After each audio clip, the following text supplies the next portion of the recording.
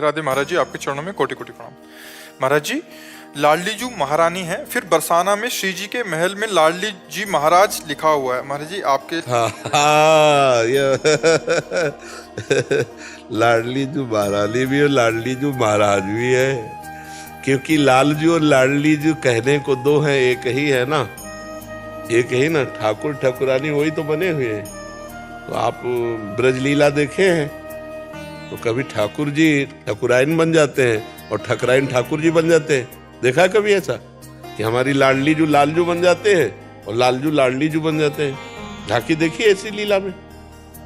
तो इस तो हमारे ठाकुर जी कहने को दो है। श्री हरिवंश सुरीति सुनाऊं, श्यामा श्याम एक संग गाऊं, छिन्हु कबहु न अंतर होई, प्राण सु एक देह है दोई। प्राण एक है, मन एक है, रुचि एक है, स्वभाव एक है, अवस्था एक है और शरीर दो है। तो ठाकुर ठाकुराइल, कब वो ठाकुर है, कब वो ठाकुराइल है, कब वो ठाकुराइल है, कब वो ठाकुर है। श्याम रंग श्यामा रंगी, श्यामा के रंग श्याम। इसीलिए और दूसरी बात, यहाँ ब्रज मंडल में ठकुराई जो चलती है वो लाडली जी महाराज की चलती है। नहीं, जो आज्ञा होती है लालजू से लेकर के सहचरिया तक, ये सब महारानी जी की आज्ञा होती है। इसीलिए लाडली जी महाराज कहते हैं हमारे यहाँ लाडली जी महाराज कहते हैं। महाराज आपकी जय हो। हमारी श्री जी, हमारी लालजू, ये कहने को दो है, एक ही परम तत्व है। इसलिए कभी लाडली जू लालजू बन जाती, कभी लालजू लाडली जू बन जाती। इसलिए लाडली जू को महारानी जी भी कहते हैं और महाराज भी कहते हैं। ये कोई स्त्री पुरुष है क्या? रसो या परमानंद एक द्विधा सदा, श्री राधा कृष्ण रूपाभ्याम तस्मै तस्मै नमो नमः। एक रस रूप परमात्मा ही राधा और कृष्ण के रूप में है, दो रूप में खेल रहा है। एक परमात्मा दो रूप धारण के लिए खेल रहा है। तो उनको ठाकुर जी कहो, महाराज जी कहो, ठकुराइन कहो, जो कहो वही है। समझ पाए रहे हो आप? योगेश अग्रवाल जी मथुरा से। महाराज जी आपके चरणों में कोटि कोटि प्रणाम। महाराज जी, आपके द्वारा बताए सही मार्ग पर चलते हुए, नाम जप करते हुए भी जीवन में विषम परिस्थितियां बनी रहे, तो इन्हें क्या समझना चाहिए? भगवान की कृपा होने वाली है या प्रारब्ध? महाराज जी बस नाम जप करते हुए भी मतलब स्ट्रगल पूरा एकदम नहीं। नाम जप तो नई खेती है, पुरानी जो हमारे कर्म हुए हैं ना, वो आकर के दुख सुख का खेल तो खेलेंगे ना। तो उसे भगवान की इच्छा नहीं, वो नाम जप का फल नहीं, वो हमारे पूर्व किए हुए कर्म का फल है। अब अगर नाम जप इस कोटि का आप करें कि वो प्रारब्ध नष्ट हो जाए, उस कोटि का नाम जप होना चाहिए, तो वो नष्ट हो जाएगा। नहीं तो उसको भोग लीजिए और ये नाम जप आगे चलकर परमानंद प्रदान करेगा। भगवान के धाम की प्राप्ति चाहोगे, धाम की प्राप्ति हो जाएगी नाम जप से। ये चाहोगे कि इसी लोक पर लोक के सुख मिले, तो वो भी मिल जाएंगे। पर पीछे जो शरीर जब रचा गया था, उस समय तो आप नाम जप नहीं कर रहे थे। उस समय पाप और पुण्य दो के द्वारा शरीर रचा गया और पूरे जीवन का रच गया है कि 40 साल में ये होगा, 30 साल में ये होगा, 15 साल में ये होगा, 85 वर्ष में ये होगा, जितनी आयु है जितना। अब ये नया खेती है नाम जप। अब संकल्प करो कि नाम जप से हमारा वो पाप नष्ट हो। अब इतनी कोटि का नाम जप हो कि उस पाप को नष्ट कर दे, तो प्रारब्ध नष्ट हो जाएगा, नहीं तो भोगना पड़ेगा। और जब उस कोटि का नाम जप होगा तो आपको ज्ञान हो जाएगा कि शरीर तो छूटेगा ही, आज नहीं तो कल सब तो छूटेगा ही, चाहे स्वस्थ रहे चाहे जैसा। तो यार नाम जप से भगवान की प्राप्ति की बात करें कि शरीर की? इसीलिए बड़े बड़े महात्मा लोग प्रारब्ध भोग लेते हैं, शरीरों में कष्ट सह जाते हैं और भगवान को प्राप्त होते हैं। तो आप समझ पा रहे हो, ये जो परिस्थितियां आती है ना चाहते हुए भी, जो हम नहीं चाह रहे हैं, वो हमारे किए हुए कर्म का परिणाम है। पूर्व जन्म में जो हमने कर्म किए, जन्म जन्मांतरों के 3 प्रकार के कर्म हैं, संसारी आदमी नहीं जानते हैं। एक है संचित कर्म, जिसमें हमने पाप पुण्य जितने जन्मों में किए वो सब गोदाम लगा हुआ है, संचित कर्म। और एक है प्रारब्ध कर्म, जिससे दोनों चीजें निकालकर पाप और पुण्य कुछ इस मानव जीवन को रचा गया। और एक है क्रियमाण, जो अभी हम कर रहे हैं। अभी इसी जन्म में आपने ऐसे ऐसे पाप किए हैं जिनका आपको दंड नहीं मिला है, और आप जानते हैं और भगवान जानते हैं। क्योंकि कोई भी शरीरधारी बिना कर्म किए रह नहीं सकता। और कर्म 2 प्रकार के होते हैं, पुण्य और पाप। एक निषेध, एक विधि। और जब तक भगवान की कृपा से ज्ञान नहीं प्राप्त होता तब तक पाप कर्म करने में रुचि रहती है। तो कोई भी शरीरधारी ऐसा नहीं है जिससे पाप कर्म ना बने हो, जानते हुए भी कि पाप कर्म हमने किए हैं, और वो पाप कर्म का ना हमें दंड मिला है कानून से ना भगवान से, तो वो सुरक्षित फल फूल रहा है, समय का इंतजार कर रहा है। वो आएगा तो आगे हमको पटकेगा। इसी जन्म में जो हमने पाप किए हैं उन पर ध्यान करो। अगर उनका दंड मिल जाए तो 5 मिनट की गलती आजीवन कारावास या फांसी, और ऐसी कितनी गलतियां अपने से हुई हैं। भगवान को साक्षी करके देखो, कोई भी हो, ये तो सार्वजनिक बातें हैं कि अगर अपनी गलतियां हम खुद लिखें जितनी हमें ध्यान में है, और उनका दंड हम निर्णय करें, तो हम भोग नहीं सकते। इतना दंड मिले कानून के अनुसार, हमें कोई दंड नहीं मिला है, ना कानून का दंड मिला, ना भागवत। तो वो कर्म गया कहाँ है? वो कर्म सुव्यवस्थित बढ़ रहा है, वो आकर हमें पटकेगा कहीं ना कहीं। जब हम हंस रहे होंगे, खा रहे होंगे, खेल रहे होंगे, तब वो कर्म ऐसा विघ्न डाले, तब आएगा कि यार नाम जप करता हूँ, बुरा तो किसी का कर नहीं रहा, फिर ये क्यों आया? बुरा अभी नहीं है, ये पीछे का हिसाब आ रहा है। इसलिए कहा जाता है होश में रहो, कर्म का दंड भोगना ही पड़ेगा, चाहे यहाँ भोग ले चाहे वहां भोग ले, तो आएगा वो भोग देने के लिए। तो फिर हमको विवेक के द्वारा भोग लेना चाहिए और नाम जप करते हुए आगे बढ़ जाना चाहिए, क्योंकि ये थोड़े दिन का मनुष्य जीवन है, इसमें नाम कमा लो, वही आपको भगवत प्राप्ति करा सकता है। बार बार जन्म, बार बार मरण कितना भोगेंगे? इस बार तो मनुष्य जन्म हुआ है, अगला पता नहीं सुअर कुत्ता गधा कौन सी उनमें भगवान भेज दे कर्मानुसार। इसलिए नाम जप करते हुए दुख सुख को भोग। अभी आपके ऊपर कोई दुख है क्या? हाँ सर, महाराज जी दुख सा है। बेटा है वो आते नहीं थे, वो भी कष्ट में कुछ चल खड़ा नहीं हो। वैसे हमें भारत में नहीं, पूरे विश्व में कोई एक आदमी ऐसा दिखाओ जो तुम्हारी जैसी विपत्तियों में न फंसा हो। एक भी आदमी। सब परेशान है ना, सब परेशान है। वही सुखी है जो ज्ञानवान है और भगवान में जो चिंतन में लगा हुआ है। असली सुख क्या है महाराज जी? आत्म सुख, भगवत सुख, भगवान का सुख, जो भगवान के चिंतन में है। भोगों में सुख नहीं है। तो ये जो बाहरी वस्तुएं, धन से, ये जो बाहरी, ये केवल समय नष्ट हो रहा है हमारा, क्योंकि माया का कार्य है हमारे समय को नष्ट करना। जैसे देखो, आप लोग तो गृहस्थ हो, ईमानदारी से बताओ कोई भोग बकाया रह गया जो ना भोगा हो, लेकिन क्या मन तृप्त हो गया क्या किसी भी भोग के लिए? कहीं भी। जिसे तुम देख रहे हो वो किसी और को देख रहा है, वो किसी और को देख रहा है। जिसे तुम देख रहे हो कोई उसे भोग रहा है, और जो उसे भोग रहा है वो किसी और को देख रहा है, वो किसी और को देख रहा है। ये क्या है? महाराज भर्तृहरि जी का हमने चरित्र कई बार सुनाया है। भर्तृहरि जी चक्रवर्ती सम्राट और उनकी रानी पिंगला बड़ी सुंदर। भर्तृहरि जी को क्या कहना, सर्वांग पुष्ट चक्रवर्ती सम्राट। तो पिंगला प्यार करती थी अश्वपाल से, घोड़ों की रखवाली करने वाले से। है कौन? चक्रवर्ती सम्राट की रानी। और अश्वपाल किससे प्यार करता था? महाराज की नृत्यांगना से, जो दरबार में नाचती थी। वो पूरा चरित्र हमने सुनाया है। तो जब भर्तृहरि जी को पता चला कि मेरे जैसे सम्राट से ये तृप्त नहीं है, और ये अश्वपाल से, और अश्वपाल महारानी से तृप्त नहीं, वो नृत्यांगना से, धिक्कार है।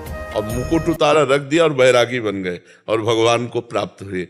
ये यहाँ सुख कहाँ है? कहाँ सुख है? आपके पास सारे सुख हैं, छोटे बड़े सब सुख है।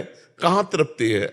आप अंदर देखो, जलन शांत हुई क्या? मांग शांत हुई क्या? सुख तो केवट को जब मिला तब उसने कहा, अब कछुनाथ न चाहिए मोरे, दीन दयाल अनुग्रह तोरे। कब सुख मिला?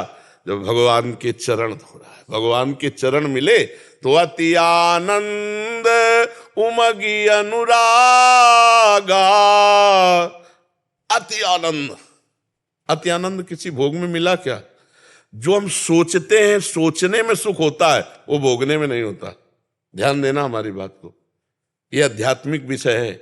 जब हम किसी भोग को सोचते हैं तो जो हमें सुख लगता है, तब लगता है यार चलो अब इस भोग को भोगते हैं। तो भोगने में वो नहीं मिलता जो सोचने में होता है। ये माया है। और भोगते भोगते पूरा जीवन निकल जाता है, फिर भी सुख नहीं मिलता। सुख जब मिला, जब हम भगवान का नाम जप करके भगवान में चित्त को जोड़ा, तब सुख मिला। केवट कह रहा है कि अब कछुनाथ न जाए। बहुत काल में कीन मंजूरी, बहुत जीवन हो गया कर्म करते हुए, आज आनंद मिला है आपके चरणों का।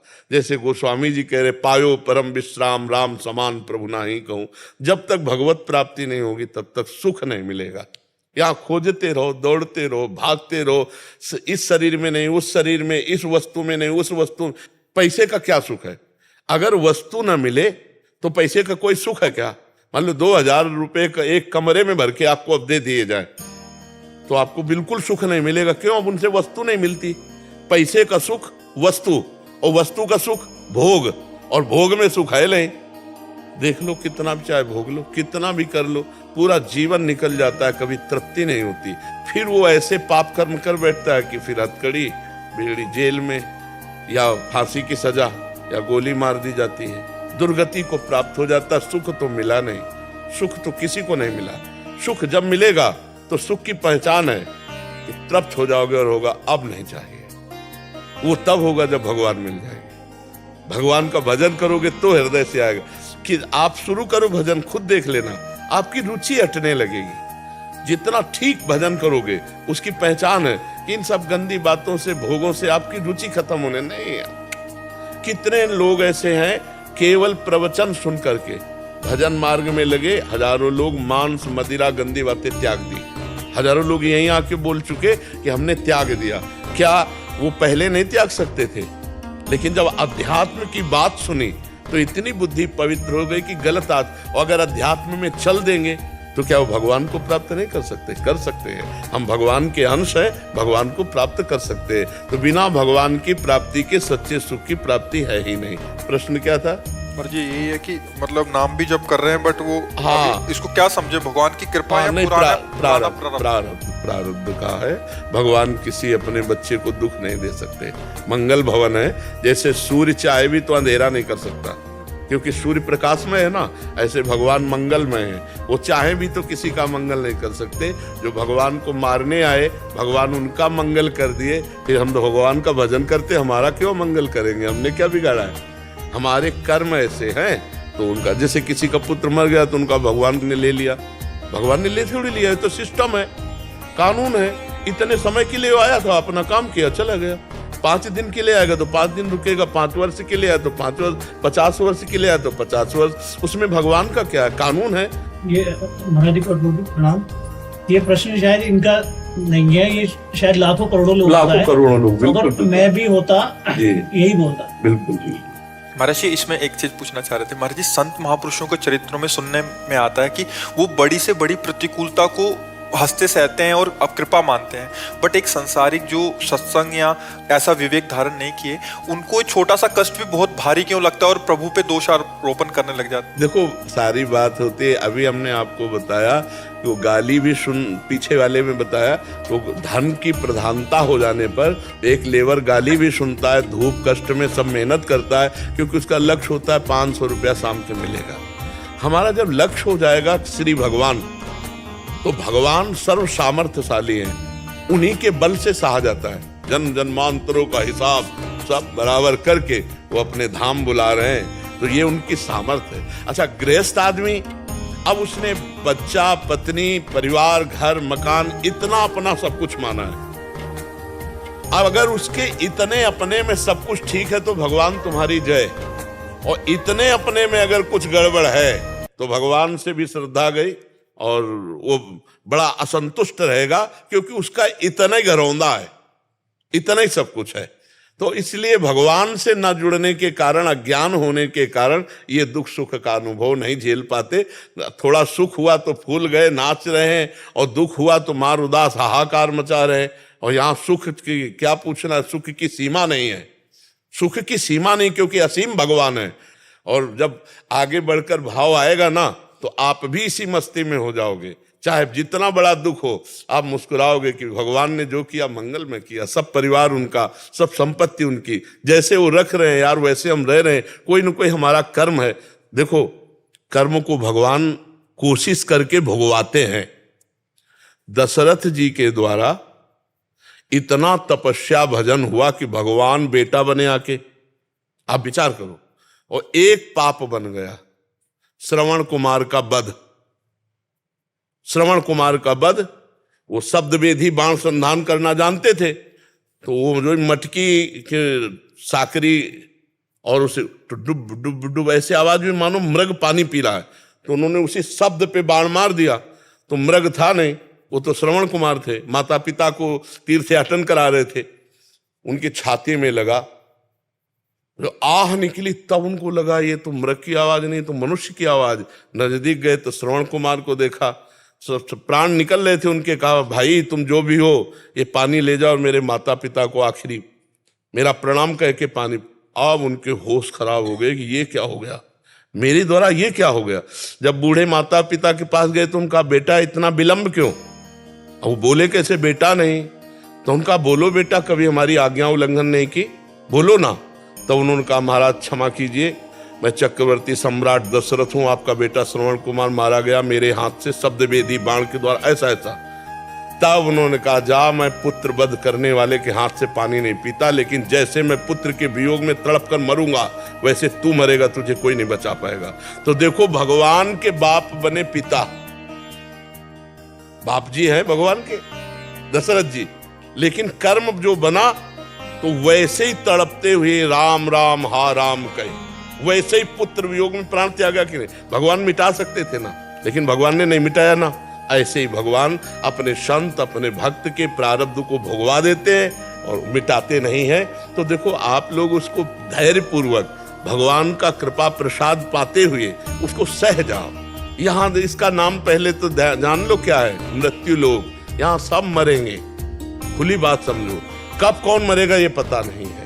तो इसलिए धैर्य पूर्वक विवेक पूर्वक चलो। यहाँ जो जितना आया अपने अपने समय से चला जाएगा, किसी को कोई रोक नहीं सकता है। इसलिए भाई विवेक, थोड़ा ज्ञान प्राप्त करो, अध्यात्मवान बनो। ऐसे छोटी छोटी बातों में दुखी सुखी मत हो। यहाँ से हमको भी जाना है, तुमको भी जाना है और आपको भी जाना है, और अकेले जाना है। यहाँ से कुछ नहीं ले जाना, जो पाप कर्म या पुण्य कर्म किए वही भोगना पड़ेगा। इसलिए थोड़ा धैर्यवान बना जाए। पुलकित अग्रवाल जी, श्री हरिवंश गुरुदेव। महाराज जी आपके चरणों में कोटि कोटि प्रणाम। महाराज जी मेरा प्रश्न हर एक माँ बाप का जो होता है वैसा ही कुछ है। महाराज जी सुना है कि भगवान की नज़र यशोदा मैया भी उतारती हैं, बच्चों और बड़ों को नज़र क्यों लगती है और नज़र ना लगे उसके लिए हम क्या? नज़र नहीं लगती है, वो एक प्रेम का अंग है। अधिक प्रीति मन भा संदेहा, जिससे अधिक प्रीति होती है तो हमें संशय हो जाता है कि कहीं इसका मंगल न हो जाए, कहीं इसका मंगल न हो जाए। एक संशय रहता है जिससे अधिक प्रीति होती है। नजर अधिक प्रीति वाले से उतारी जाती है। जैसे हम अपने प्रिया प्रीतम की उतारते हैं, तो भला बताओ जिनकी नजर से सूर्य प्रकाशित है, चंद्र प्रकाशित है, जिनकी नजर से ही सबकी नजरें हैं, उनको क्या नजर लगेगी? प्रभु को नजर लगेगी, भगवान को नजर लगेगी क्या? लेकिन हम उतारते हैं,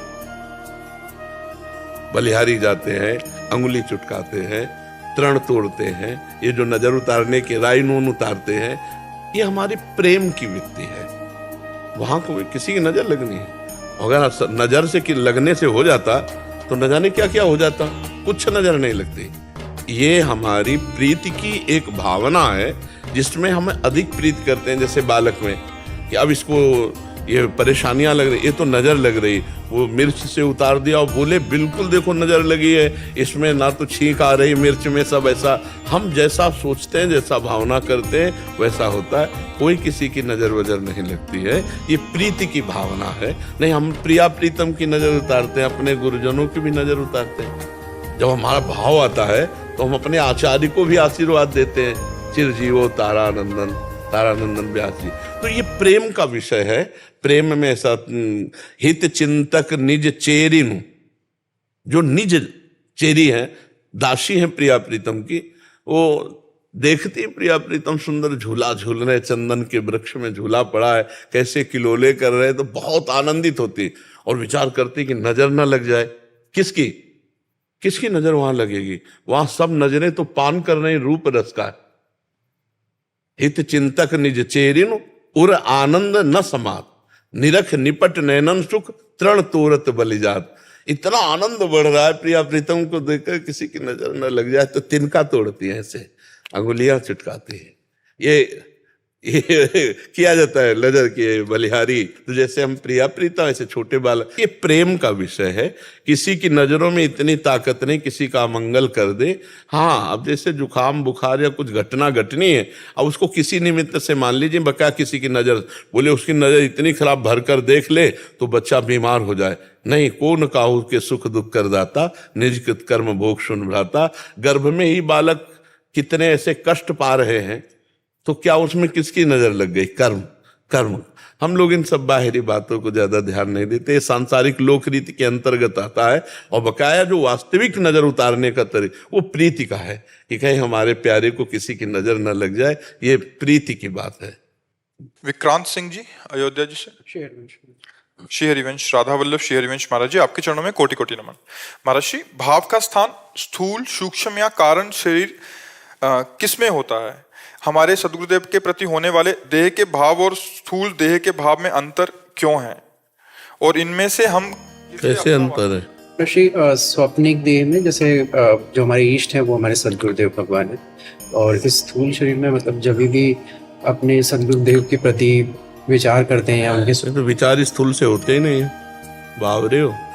विचार तो सूक्ष्म से होते हैं, क्रियाएं स्थूल से होती हैं। आप समझ क्या रहे हो? अभी क्या समझ रहे हो?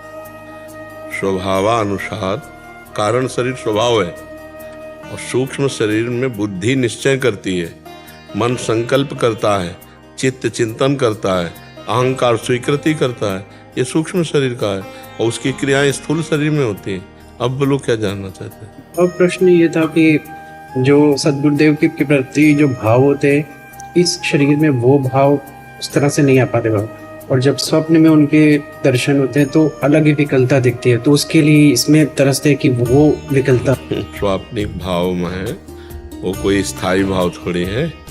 स्थायी भाव में लाने के लिए गुरु की आज्ञा का पालन करो, नाम जप करो गुरु प्रदत्त। गुरु ने जो मंत्र नाम दिया है ना। बाबा इष्ट ही हमारे सदगुरुदेव, बाबा इष्ट ही हमारे सदगुरुदेव हैं, आपके वचन को वचन मान के नहीं, हमें प्रगट सदगुरुदेव चाहिए जो हमको नाम दे, प्रगट सदगुरुदेव चाहिए जो हमको डांट लगावे, प्रगट सदगुरुदेव चाहिए जो हमको दुलार करे। अगर हमके अव्यक्त से हो जाता तो श्री कृष्ण तो अव्यक्त परमात्मा है, उन्होंने संदीपनी जी को क्यों गुरु बनाया? राम जी तो अव्यक्त परमात्मा है, उन्होंने क्यों वशिष्ठ जी को गुरु बनाया? क्यों विश्वामित्र जी के चरण चापे? तो गुरु बिनु भाव निधि तरह न कोई, चाहे शिव विरंच सम होई। तो हमें गुरुदेव भगवान का वर्ण करना और उनके श्रीमुख से निकले हुए नाम से चले, तब हम परमात्मा तक पहुंच पाएंगे। नहीं, करके देख ले, कोई करके देख ले। जब जिनके श्वासों से वेदों का प्रादुर्भाव हुआ, वो भगवान स्वयं जब सृष्टि में अवतार लेते हैं तो गुरु का वर्ण करते हैं, तो हमको भी गुरु का वर्ण प्रगट रूप में करना है। पहले गुरु का वर्ण करो, जहाँ आपको भाव बने, जो उपासना में आपका चित्त लगे, फिर उनके गुरुदेव से निकले हुए मुख से जो नाम है, मंत्र है, उपासना है, तब फिर आगे रति होती है। इसीलिए भाव की जो शुद्ध प्राप्ति है उस नहीं हो रही हृदय में। तो जब मंत्र चल रहा है, नाम चल रहा है, तो भाव अपने आप बन जाएगा। अभी क्या जपते हो? बाबा सीताराम, सीताराम इसके मुख से निकला हुआ जप रहे हो? बस विचार है। श्री हनुमान जी महाराज जी को अपना सदगुरुदेव माना है, तो हनुमान जी के भी रूप में प्रगट सदगुरुदेव का वर्ण करो। उन्हीं के द्वारा बनाई हुई परंपरा है। भगवान राम स्वयं जो है रामानंदाचार्य जी के रूप में प्रकट है। उन्हीं से बड़े बड़े सिद्ध संत हुए, कबीरदास जी, धन्ना जी, बड़े बड़े महापुरुष हुए। आचार्य परंपरा से लो, माथे में तिलक, गले में कंठी और हृदय में उनका मंत्र, उनकी दास्ता, तो सब प्राप्त हो जाएगा। हनुमान जी से बातचीत कर सकते हो क्या? और अभी अगर आपसे श्यो गलत हो तो अभी डांट देंगे। इसलिए प्रगट लीला में हमें प्रगट चाहिए, प्रगट चाहिए, तभी हमारी बात बनेगी। नहीं तो कर लो, जब आपको लगे तब हमारी बात मान लेना। जब आपको लगे कि अभी सफल नहीं हो पाए तो हमारी बात मान लेना। अहंकार का नाश नहीं हो सकता बिना गुरु कृपा के। बिना सदगुरुदेव की शरण में गए हनुमान जी भी कृपा नहीं करेंगे। अब आजकल क्या होता है, अपने मन से हम मान लिए, जो मन में आया सो कर लिए। तो गुरु के यहाँ तो ऐसा चलेगा नहीं, वहाँ तो आपको आज्ञा में रहना पड़ेगा। तो भगवान ने परंपरा क्यों बनाई? राम जी ही तो रामानंदाचार्य जी के रूप में प्रकट हुए, भगवान श्री हरि तो सब आचार्यों के रूप में प्रकट हुए। सबको एक बात बता देते कि मान लो बस हम ही हैं, लेकिन अलग अलग आचार्यों के अलग अलग भावों के रूप में, निम्बार्काचार्य, शंकराचार्य, वल्लभाचार्य, इन सब बड़े रूपों में भगवान ही तो प्रकट है आचार्य के रूप में। तो हमारा जो भाव है वो तभी सिद्ध होगा जब गुरु कृपा होगी। मोक्ष मूलम गुरु कृपा, क्योंकि अपने उसी मार्ग से चल रहे हैं बिना गुरु कृपा के। तो हम वही सलाह आपको देंगे। और आज तक कोई ऊंचाई पर चढ़ पाया है तो गुरु कृपा से ही चढ़ पाया है।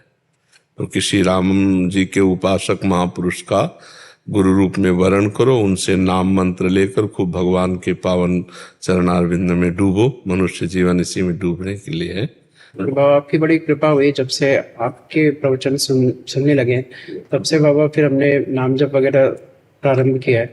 तो बाबा आपने फिर ये भी कहा था कि गुरु के वर्ण करने से पहले बहुत सतर्क रहना चाहिए। हाँ, उसमें हमने कहा था कि भगवान को पहले गुरु रूप में वर्ण करो और भगवान से प्रार्थना करो कि मुझे प्रगट गुरु की आवश्यकता है, तो आप मिल जाओ या मुझे पहुंचा दो। ध्यान से सुनना, जब ये प्रसंग कहा है तो यही शब्द कहा है, तो या तो मुझे मिल जाओ या मुझे पहुंचा दो, क्योंकि मैं प्रगट गुरु की चाह कर रहा हूँ, प्रगट में फंसा हूँ। तो प्रगट में मुझे गुरु चाहिए जो हाथ पकड़कर मुझे निकाल सके। तो भगवान से प्रार्थना करो, भगवान ही सब रूपों में है, वो कहीं ना कहीं अपने को जो छुपाए हुए हैं वो आपके सामने प्रकाशित कर देंगे। ईशु जी कानपुर से। राधे राधे जी। महाराज जी राधे राधे। महाराज जी, कोई जब मुझे आहत पहुंचाता है तो मैं माफ कर देती हूँ, लेकिन भूल नहीं पाती। मुझे हमेशा याद रहता है कि इसने मेरे साथ गलत किया है। उसमें बार बार भगवत भावना करो। जहां उसका चिंतन हो तो अंदर से प्रणाम करो, हे प्रभु आप इस रूप में हो। बिल्कुल खत्म हो जाएगा, प्रयोग करके देख लीजिए। जहां वो आदमी आवे तो आपका भजन बन जाएगा, हे प्रभु नाथ आप ही हो, मैं पहचान नहीं पा रही। आप कटु वचन कटु व्यवहार करके आप छुपना चाहते हो, प्रभु हो आप ही, आपकी दंडवत। बस जहाँ ऐसे करोगे तो आना बंद हो जाएगा, कटिंग हो जाएगी। क्योंकि वो हृदय में जो जलन है ना, बार बार मन कहेगा प्रभु कैसे हो सकता है, दुष्टता की बात करता है, प्रभु हो सकता है नहीं। बस अपने को काटना है, माया चिंतन काटना है, तो भगवत चिंतन से माया चिंतन कटेगा। और कहो सो कहाँ जहाँ प्रभु नहीं, जब सब में भगवान है तो उस दुष्ट व्यवहार करने वाले में भी भगवान है। हरिवंश महाप्रभु हमारे कहते हैं, ये क्रूरा अपि पापिनो न च सताम संभाष्य दृश्याश्च ये सर्वान वस्तुतया निरीक्ष परम स्वाराध्य बुद्धिर्मम। जो क्रूर हैं, पापी हैं, देखने योग्य भी नहीं, संभाषण योग्य भी नहीं, उनमें भी मेरे आराध्य देव राधा वल्लभ लाल विराजमान है, ऐसी मेरी दृढ़ मति है। तो तब भगवान तो सर्वत्र है। तो जो हमको गाली दिया, कटुवचन बोला, हमारे को आहत किया, उसमें भी भगवान है। पहली बात तो हम उसका चिंतन ही न करें, पर अगर चिंतन होता है तो हम उसमें भगवत भाव कर लें तो बच जाएंगे, नहीं द्वेष हो जाएगा।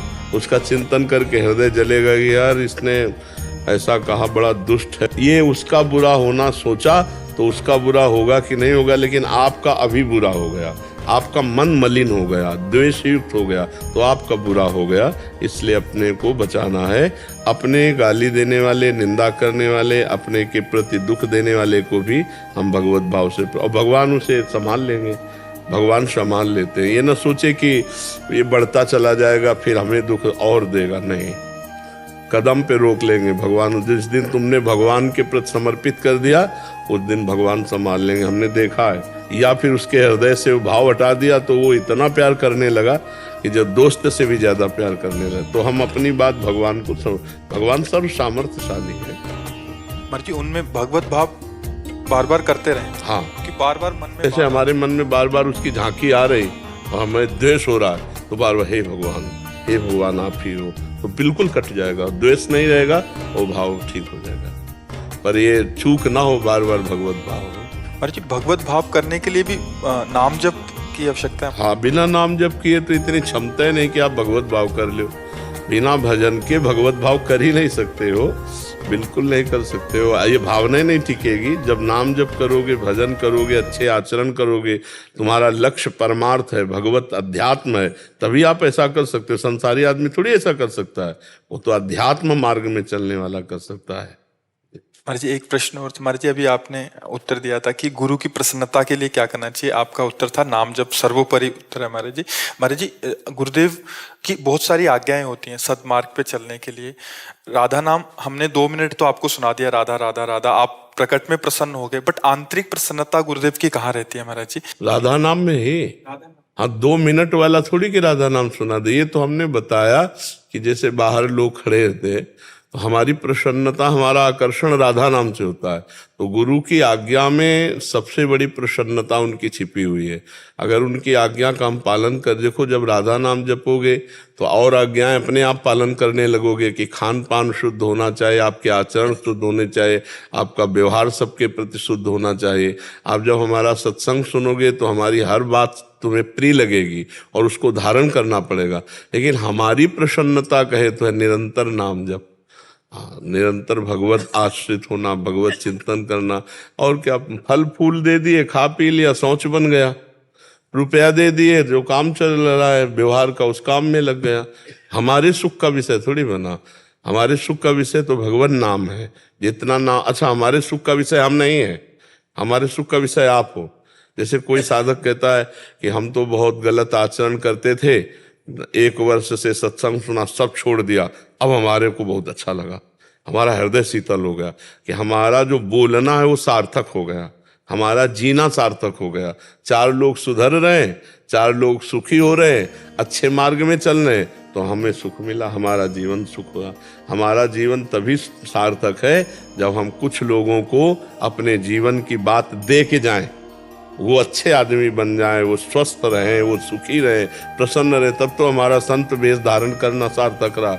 अब हम ही भजन करके भगवान को प्राप्त हो गए, किसी का कल्याण, किसी का मंगल नहीं हुआ, तो एक अलग बात है, उसका वो खास बात नहीं। हमारे द्वारा यदि हजारों व्यक्ति सुधर जाते हैं, निमित्त तो हमें भगवान ने बना दिया, और हजारों सुधर जाते हैं तो हमारा जन्म लेना सार्थक हो गया, हमारा मनुष्य जन्म सार्थक हो गया, हमारा संत वेश सार्थक हो गया।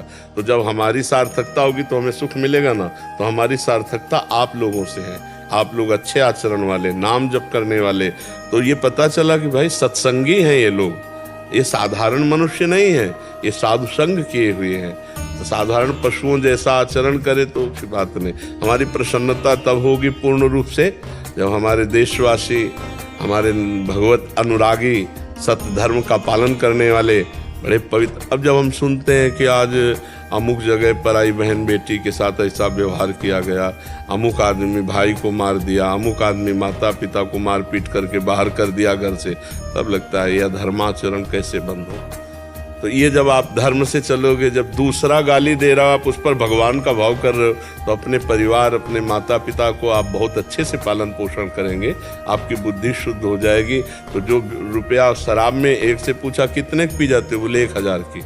1000 रुपये का रोज अगर फल फूल मेवा मिष्ठान लेकर के अपने परिवार को दे, देखो कितना सुखी हो जाएगा। तो ऐसे समाज का सुधार हो जाए तो हमें बहुत प्रसन्नता होती है। आप लोग सुखी रहें, स्वस्थ रहें, प्रसन्न रहें, तो हम प्रसन्न रहेंगे। जैसे बालक स्वस्थ है तो माता को अपने आप सुखी मिलता है, ऐसे ही संसार अगर बढ़िया पवित्र आचरण से चल रहा है तो सुख मिलता है, संतों को सुख मिलता है, भगवान को सुख मिलता है। महाराज जी इसमें एक और समाधान ये हो गया, जो संसार में, क्योंकि गुरु भी शिष्य की योग्यता के अनुसार उसको उपदेश देता है। महाराज जी हम विरक्तों का, आपने एक बार बोला था कि आपकी चित्त वृत्ति अगर प्रभु में लगी है, सब संसार का निरंतर जो आपका चिंतन हो रहा था उसको, सब वृत्ति को शमन करके केवल वृत्ति प्रभु में लगी है, तो हमें आंतरिक प्रसन्नता होगी कि ये हमारे जीवन की एक सफलता होगी। महाराज जी उनके लिए अलग एक उनकी सारा। हाँ, अब जब विरक्ति की बात आती है तो फिर वो बहुत बड़ी मंजिल है जिसमें भोग रहित जीवन व्यतीत करना है। गृहस्थी में क्या है कि भूख लगी तो भोजन मिल गया, काम सताया तो पत्नी है, मोह सताया तो बेटा है, लोभ सताया तो रुपया है, हर व्यवस्था है। लेकिन विरक्त के जीवन में ये सब नहीं है, वो एक बहुत कठिन जीवन है। और वो जब उस जीवन का निर्वाह करता है भगवान के चिंतन में लगा करके चित्त वृत्ति को, तो देखो एक तरह से ठेका ले लेते हैं अपने लोग। जैसे मान लो ये शरणागत जन है तो उपदेश दे रहे हैं, लेकिन जो अपना जीवन पूरा समर्पित करके हमारे लिए जी रहा है, अब उसके लिए ठेका कि उसके भजन में भी कमी हो, उसके आचरण में कमी हो, तो भी उसे परम पद मिलेगा। क्योंकि उसने पूरा जीवन समर्पित कर दिया है। अगर कहीं चूक हो जाती है, कोई कमी रह जाती है, तो मेरी कमी होगी, इनकी कमी नहीं होगी। वो केवल आज्ञा पालन में तत्पर हैं, तो वो फिर एक अलग क्षेत्र हो जाता है। और ये प्रसन्नता का क्षेत्र होता है। उसमें प्रसन्नता से थोड़ी मतलब, उसमें ठेका है। ठेका का मतलब नहीं होता कि भैया तुम्हारी जिम्मेवारी नहीं, ये जिम्मेवारी मेरी है, तुम्हारा कल्याण हो, ये जिम्मेवारी मेरी है, और मेरी बात मान लो, ये हम पर कृपा कर दो कि तुम निरंतर भगवान का चिंतन करो, विषयों के सेवन से दूर रहो। ठेका हमारा भगवत प्राप्ति अपने आप, और उसमें कमी बेसी होने पर भी भगवत प्राप्ति में बाधा नहीं पहुंचती। लेकिन आपका परिवार है, आप अभी अपनेपन में कुछ लिए हुए हैं, और ये अपनापन छोड़कर केवल हमारे हैं। न माँ, न बाप, न रिश्ता, न नाता, न भोग सामग्री, न घर, न मकान, ये केवल मेरे हैं। बस इस बात में इनके मेरेपन की पूर्ति के लिए ठेका इस बात का कि तुम्हें निश्चित भगवत प्राप्ति होगी। अब इसी तरह जैसे गृहस्थी में है कि पूरा परिवार समर्पित है, गुरुदेव की आज्ञा पे चल रहे, भजन परायण है, उनका भी ठेका है। ये थोड़ी कि विरक्त शिष्य, जो पूर्ण समर्पित। अब जिनका अपना परिवार है, अपनी भोग सामग्री अपने भोग रहे, गुरु मान लिया, 2-4 माला जप लिए, ऐसा, तो उनको कहा जाता है कि हमारी प्रसन्नता के लिए आप अच्छे आचरण वाले बनो, आप ऐसे बनो, आपका कल्याण होगा। लेकिन जो पूरा समर्पित है, उनके लिए भजन करके, तप करके उनको दिया जाता है कि उनके मन की शांति हो, उनके विकार शांत हो, और उनको भगवत प्राप्ति हो। महाराज जी, भगवान का नाम और जैसे चिंतन है, तो ये गुणों के प्रभाव के अंतर्गत आता है, ये गुणातीत है? गुणातीत है। भगवान का नाम, भगवान गुणातीत, भगवान का नाम गुणातीत, भगवान का धाम गुणातीत। महाराज जी, कभी कभी बहुत विकलता आती है अंदर से कि अब तो इतनी मुमुक्षा जागृत हो गई है कि इसकी जन्म में महाराज बिल्कुल बिल्कुल रोना ही आता है, तो ये गुणातीत है कि ये गुणों, क्योंकि अगले क्षण आधे घंटे 1 घंटे बाद देखेंगे बच्चा, अभी विकलता जो है वो सतोगुण जब वृत्ति आती तब आती है। अभी गुणातीत वाली विकलता नहीं है, अभी गुणों के अंतर्गत ही है। पर भगवान का नाम गुणातीत है तो गुणातीत कर देगा। भगवान का रूप त्रिगुणातीत है तो वहाँ पहुँचा देगा। चिदानंद भगवान का स्वरूप है। ये केवल आप ही के चरणों की कृपा है कि 2 वर्ष हो गए, 2 वर्ष से आपका सत्संग और एकांतिक सुनते हुए, अब 1 माला से शुरू किए थे, आज 15 माला रोज करते। बहुत सुंदर बच्चा, नई अवस्था है ना, पवित्र हृदय, पर गंदे आचरण मत करना तो और आगे बढ़ते चले जाओगे। एडवोकेट मनीष कुमार पांडे जी, राधे राधे। गुरुदेव महाराज, ये भक्त व शिष्य लगभग 2 वर्ष से आपसे जुड़ा हुआ है, वह नाम जप करने का प्रयास कर रहा है, वो पूरी सात्विकता से जीवन जीता है। गुरुदेव भगवान, प्रश्न यह है कि क्या इस धरती का पर प्रतिक्षण जो घटित हो रहा है वो पूर्व निर्धारित है, और किसी के साथ यदि कोई आचरण हो रहा है? सब पूर्व निर्धारित नहीं है, नहीं तो फिर क्रियमाण किसे कहते हैं? पूर्व निर्धारित को प्रारब्ध कहते हैं। पूर्व जो कर्मों का एक भंडार भरा है उसे संचित कर्म कहते हैं, और अभी जो हम कर रहे हैं उसे क्रियमाण कहते हैं। क्रियमाण माने नवीन कर्म।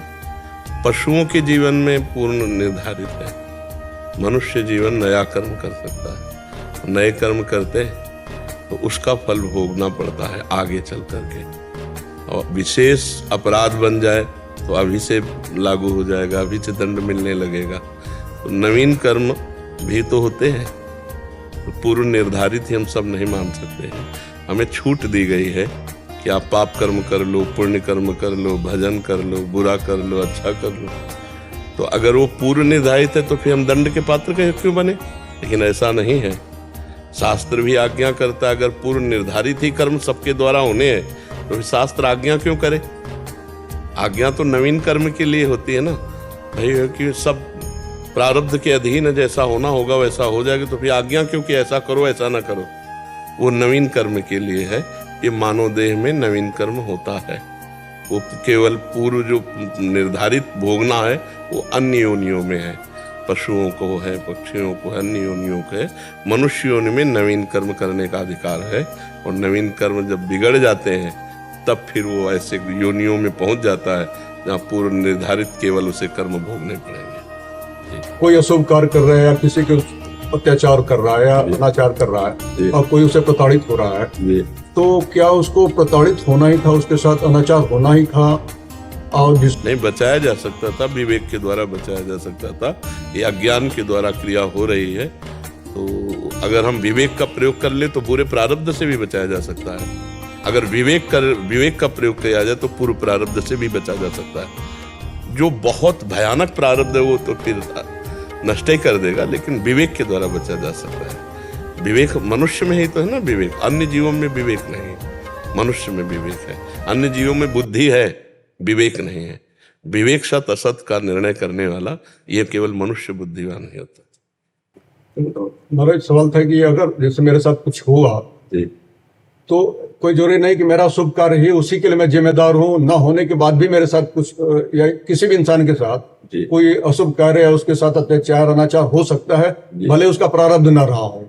नहीं, अनाचार तो उसके साथ तभी होगा जब उसका पर्सनल कर्म होगा, ऐसे नहीं हो सकता, ऐसे अनाचार नहीं हो सकता। वो निजकृत कर्म भोग सुन व्राता, को न काहू के सुख दुख कर दाता, रामचरितमानस। और गीता जी अवश्य में भोक्तव्यम कृतम कर्म शुभाशुभम। अब अगर हमारा अशुभ कर्म आपके हाथ से पवित्र होना है तो फिर 2-4 थप्पड़ पड़ेंगे।